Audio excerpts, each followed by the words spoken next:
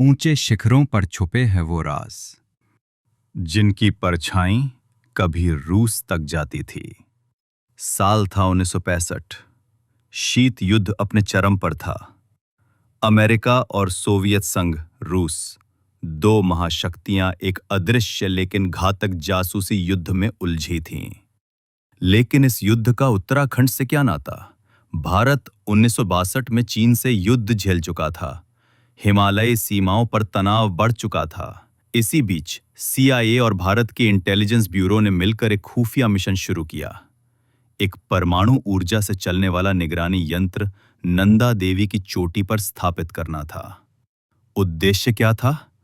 तिब्बत के पास चीन की परमाणु गतिविधियों पर नजर रखना और साथ ही रूस के प्रभाव को ट्रैक करना। नंदा देवी को चुना गया क्योंकि उसकी ऊंचाई से तिब्बती इलाकों पर सीधा नजर रखा जा सकता था।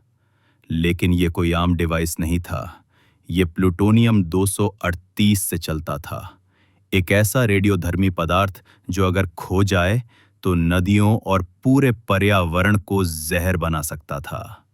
भारतीय पर्वतारोहियों और CIA के अमेरिकी एजेंटों की एक टीम ने चढ़ाई शुरू की। टीम में थे प्रसिद्ध पर्वतारोही सोनम ग्यात्सो जैसे नाम। मगर हिमालय की हवा ने करवट ली। भयंकर बर्फीला तूफान आया। टीम को डिवाइस को वहीं बर्फ में गाड़कर लौटना पड़ा। लेकिन जब वे लौटे, डिवाइस गायब था। ना कोई निशान, ना कोई सुराग। क्या वो बर्फ में बह गया या कोई पहले ही वहां पहुंच चुका था? अब शुरू होती है सबसे रहस्यमयी कहानी। CIA को डर था, क्या रूसी एजेंटों को इस मिशन की भनक लग गई थी?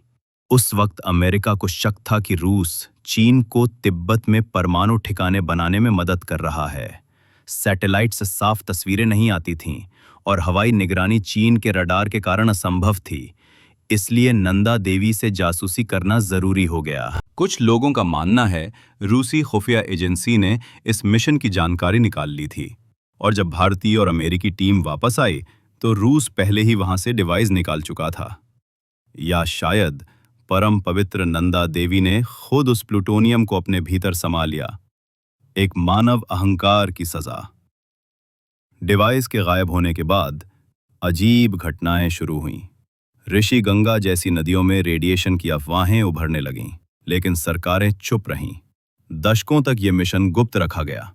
स्थानीय लोग आज भी नंदा देवी को पूजते हैं, अनजान इस बात से कि उनके आराध्य पर्वत के भीतर एक रेडियोधर्मी यंत्र अब भी सो रहा हो सकता है। बाद में उत्तराखंड के प्रसिद्ध इतिहासकार डॉक्टर अजय रावत ने इस रहस्य से पर्दा उठाने की कोशिश की। उन्होंने अपनी खोजों में बताया कि किस तरह भारत को अमेरिका और रूस के इस शीत युद्ध में एक मोहरे की तरह इस्तेमाल किया गया और कैसे उत्तराखंड की पहाड़ियां इस परमाणु खेल की मूक गवाह बन गईं। आज जब कोई ट्रेकर नंदा देवी सैंक्चुरी की ओर बढ़ता है तो शायद उसे पता नहीं होता कि उसके कदमों के नीचे बर्फ की किसी परत में अब भी छुपा है शीत युद्ध का भूत। और जब कभी रूस, अमेरिका और चीन के बीच तनाव बढ़ता है, हिमालय की हवाएं फिर कानों में फुसफुसाती हैं।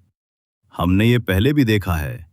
सन 1965 में नंदा देवी सिर्फ एक पर्वत नहीं थी, वो एक परमाणु प्रहरी थी, एक गुप्तचर और एक ऐसा मोड़ जहां उत्तराखंड और रूस की कहानियां बर्फ में लिखी गई थीं। ऐसे ही उत्तराखंड के भूले बिसरे इतिहास को जानने के लिए बने रहिए हमारे साथ।